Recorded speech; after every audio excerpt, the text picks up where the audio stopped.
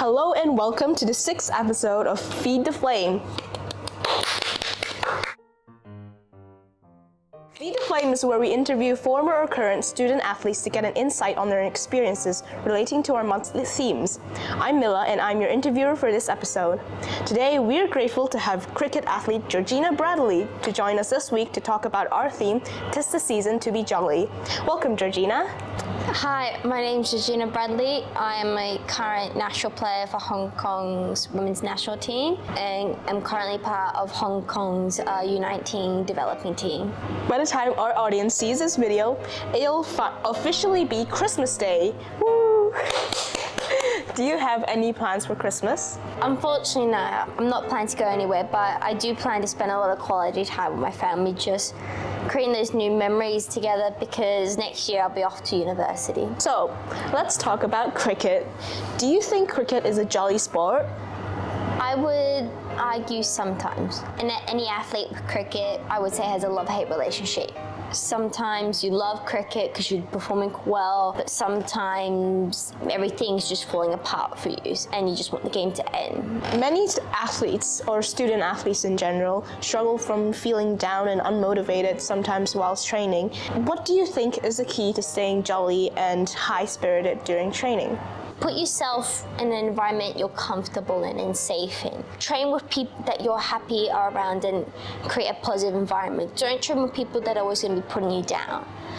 So, for example, sometimes I won't do team training. Sometimes I'll just do training with some of my closer teammates. Sometimes we'll even just pump music because pumping music can really help us get us motivated. Another important thing is training is where you can make mistakes. It's where you're learning, kind of like a classroom. And in order to be able to develop and grow as an athlete, you need to be able to make mistakes. So putting yourself in a safe environment where you can do that is crucial. So as a student athlete, you need to balance school while still spending time with family as well, especially during the holiday season. How do you make time for festive celebrations while keeping up with training? I'm on an extremely tight schedule. If I'm not training, I'm either studying or family or vice versa around. So what I do is I try to maximize the study I can, whatever small gaps I have. So if it's even in a car ride to training, sometimes I'll be in my flashcards just trying to learn some new vocabulary or some syllabus points. However, it does come with its sacrifices. I have had to sacrifice family time, which it has affected some of my relationship with my family members, but I have been able to build up. But I have also sacrificed schooling and cricket itself because my parents, they want me to be successful in cricket. However, they would like me to have an education to fall back on because if I one day get injured in a cricket game, I've got nothing. So that's why I think it's important. I really need to optimize my education and therefore have to sacrifice other aspects of my life. What's your view on taking a break from training during the holidays? Is it difficult for you to resume your usual skill level after the holidays? Taking a break is extremely important because being active for such a long period of time can be damaging to your body physically and mentally.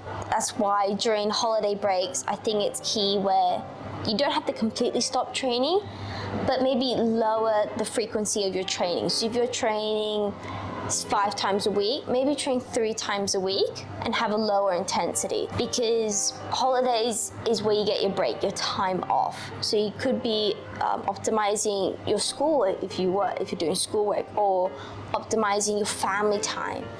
And I think it's really important because if you don't take a break, you can have a mental barrier. And having that mental barrier is so crucial for cricket because it's a physical and mental game.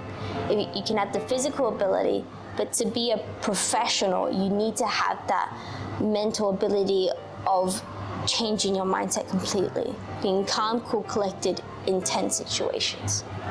Lastly, do you have any advice for student athletes who suffer from fitness loss after a long break? Many student athletes beat themselves up for not performing as well as before. I can understand why you beat yourself, but again, it's important to take a break because it's a sport you love. You don't want to ruin something you love because what is the purpose of life or doing sport if you don't love it?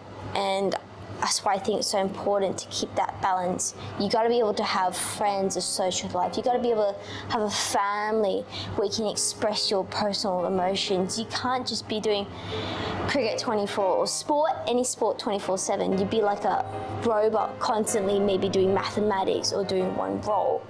Where humans were allowed to relax, and that is so important because you're not living your life.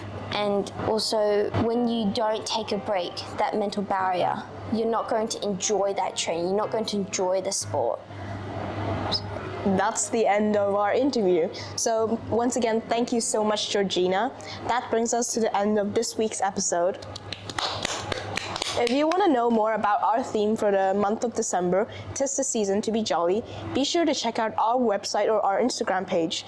A very Merry Christmas to you guys from The Torch. I'm Milla, see you soon. Okay. I'm sorry.